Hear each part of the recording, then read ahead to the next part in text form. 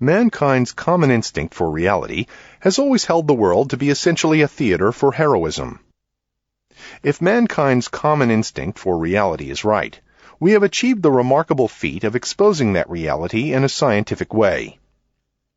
One of the key concepts for understanding man's urge to heroism is the idea of narcissism. Each of us repeats the tragedy of the mythical Greek Narcissus. We are hopelessly absorbed with ourselves. If we care about anyone, it is usually ourselves first of all.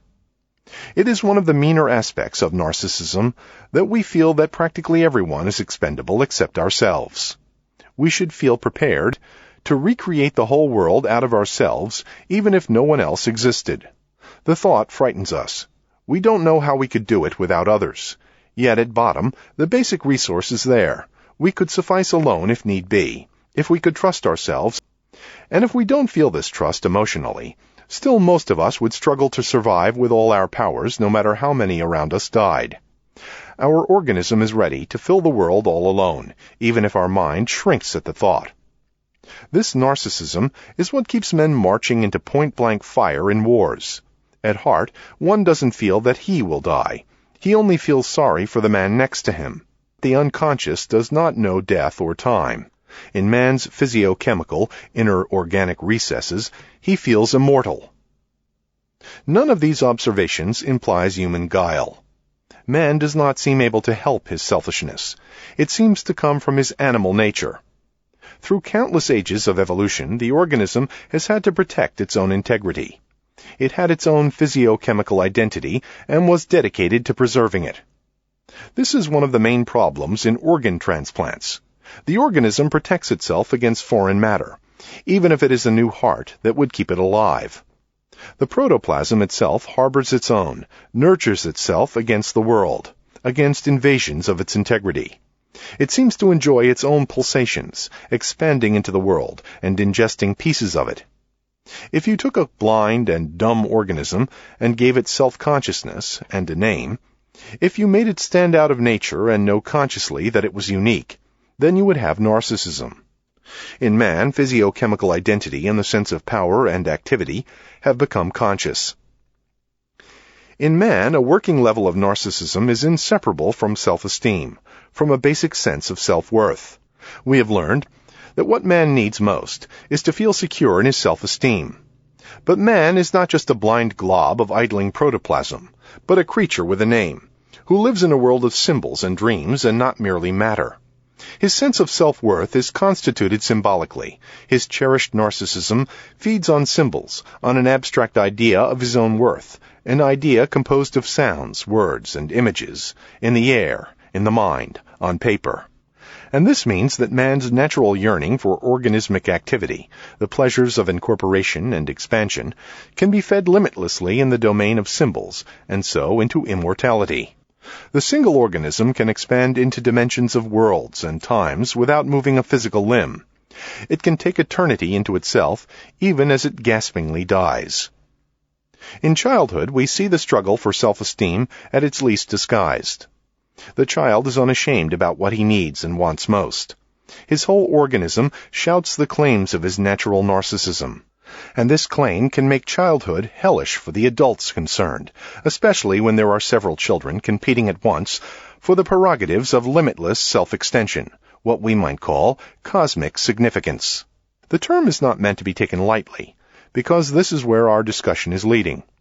We like to speak casually about sibling rivalry, as though it were some kind of byproduct of growing up, a bit of competitiveness and selfishness of children who have been spoiled, who haven't yet grown into a generous social nature. But it is too all-absorbing and relentless to be an aberration. It expresses the heart of the creature, the desire to stand out, to be the one in creation. When you combine natural narcissism with the basic need for self-esteem, you create a creature who has to feel himself an object of primary value, first in the universe, representing in himself all of life.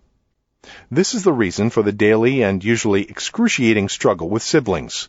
The child cannot allow himself to be second best or devalued, much less left out. You gave him the biggest piece of candy.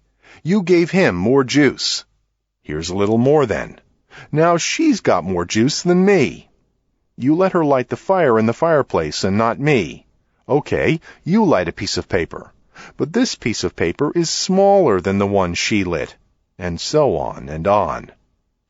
An animal who gets his feeling of worth symbolically has to minutely compare himself to those around him to make sure he doesn't come off second best. Sibling rivalry is a critical problem that reflects the basic human condition. It is not that children are vicious, selfish, or domineering. It is that they so openly express man's tragic destiny. He must desperately justify himself as an object of primary value in the universe. He must stand out, be a hero, make the biggest possible contribution to world life, show that he counts more than anything or anyone else.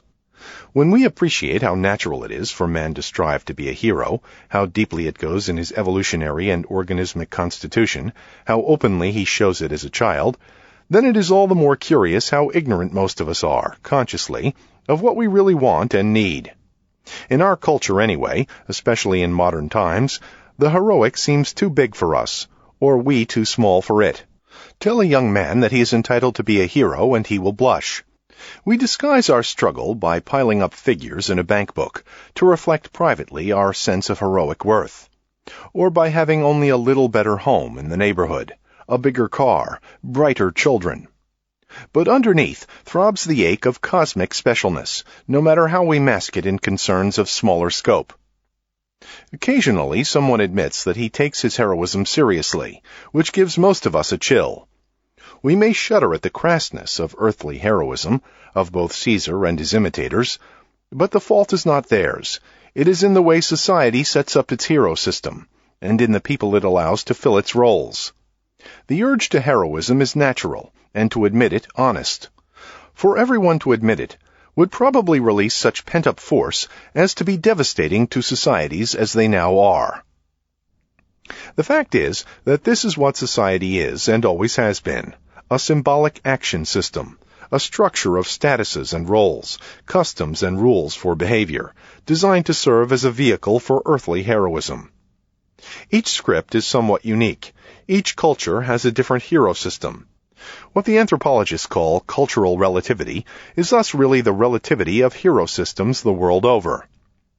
But each cultural system is a dramatization of earthly heroics. Each system cuts out roles for performances of various degrees of heroism, from the high heroism of a Churchill, a Mao, or a Buddha, to the low heroism of the coal miner, the peasant, the simple priest, the plain everyday earthy heroism wrought by gnarled working hands guiding a family through hunger and disease. It doesn't matter whether the cultural hero system is frankly magical, religious, and primitive or secular, scientific, and civilized. It is still a mythical hero system in which people serve in order to earn a feeling of primary value, of cosmic specialness, of ultimate usefulness to creation, of unshakable meaning.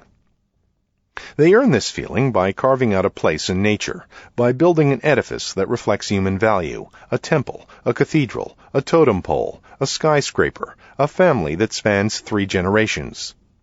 The hope and belief is that the things that man creates in society are of lasting worth and meaning, that they outlive or outshine death and decay, that man and his products count. Western society, no matter how scientific or secular it claims to be, is still as religious as any other. Civilized society is a hopeful belief and protest that science, money, and goods make man count for more than any other animal. In this sense, everything that man does is religious and heroic, and yet in danger of being fictitious and fallible. The question that becomes then the most important one that man can put to himself is simply this: how conscious is he of what he is doing to earn his feeling of heroism? If everyone honestly admitted his urge to be a hero, it would be a devastating release of truth. It would make men demand that culture give them their due, a primary sense of human value as unique contributors to cosmic life. How would our modern societies contrive to satisfy such an honest demand without being shaken to their foundations? Only those societies we today call primitive provided this feeling for their members. The minority groups in present-day industrial society who shout for freedom and human dignity are really clumsily asking that they be given a sense of primary heroism of which they have been cheated historically. This is why their insistent claims are so troublesome and upsetting. How do we do such an unreasonable thing within the ways in which society is now set up? They are asking for the impossible, is the way we usually put our bafflement. But the truth about the need for heroism is not easy for anyone to admit, even the very ones who want to have their claims recognized. There's the rub. As we shall see, to become conscious of what one is doing to earn his feeling of heroism is the main self-analytic problem of life. Everything painful and sobering in what psychoanalytic genius and religious genius have discovered about man revolves around the terror of admitting what one is doing to earn his self-esteem. This is why human heroics is a blind drivenness that burns people up. In passionate people, a screaming for glory as uncritical and reflexive as the howling of a dog.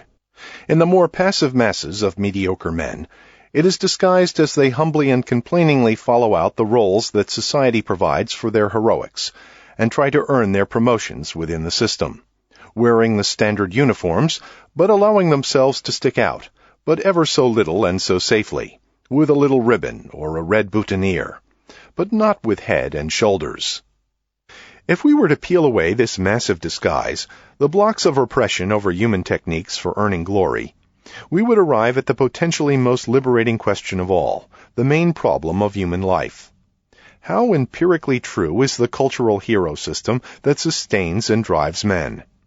We mentioned the meaner side of man's urge to cosmic heroism, but there is obviously the noble side as well. Man will lay down his life for his country, his society, his family. He will choose to throw himself on a grenade to save his comrades. He is capable of the highest generosity and self-sacrifice. But he has to feel and believe that what he is doing is truly heroic, timeless, and supremely meaningful. The crisis of modern society is precisely that the youth no longer feel heroic in the plan for action that their culture has set up. They don't believe it is empirically true to the problems of their lives and times. We are living a crisis of heroism that reaches into every aspect of our social life. The dropouts of university heroism, of business and career heroism, of political action heroism, the rise of anti-heroes, those who would be heroic each in his own way, or like Charles Manson with his special family, those whose tormented heroics lash out at the system that itself has ceased to represent agreed heroism. The great perplexity of our time, the churning of our age, is that the youth have sensed, for better or for worse, a great social historical truth, that just as there are useless self-sacrifices in unjust wars, so too is there an ignoble heroics of whole societies. It can be the viciously destructive heroics of Hitler's Germany, or the plain debasing and silly heroics of the acquisition and display of consumer goods, the piling up of money and privileges that now characterizes whole ways of life, capitalist and Soviet. And the crisis of society is, of course, the crisis of organized religion, too. Religion is no longer valid as a hero system, and so the youth scorn it. If traditional culture is discredited as heroics, then the church that supports that culture automatically discredits itself. If the church, on the other hand, chooses to insist on its own special heroics, it might find that in crucial ways it must work against the culture, recruit youth to be anti-heroes to the ways of life of the society they live in. This is the dilemma of religion in our time. The problem of heroics is the central one of human life. It goes deeper into human nature than anything else because it is based on organismic narcissism and on the child's need for self-esteem as the condition for his life. Society itself is a codified hero system, which means that society everywhere is a living myth of the significance of human life, a defiant creation of meaning. Every society, thus, is a religion, whether it thinks so or not. Soviet religion and Maoist religion are as truly religious as are scientific and consumer religion, no matter how much they may try to disguise themselves by omitting religious and spiritual ideas from their lives. If we accept these suggestions, then we must admit that we are dealing with the universal human problem, and we must be prepared to probe into it as honestly as possible, to be as shocked by the self-revelation of man as the best thought will allow. But since everyone is carrying on as though the vital truths about man did not yet exist, it is necessary to add still another weight in the scale of human self-exposure. For 2,500 years, we have hoped and believed that if mankind could reveal itself to itself, could widely come to know its own cherished motives, then somehow it would tilt the balance of things in its own favor.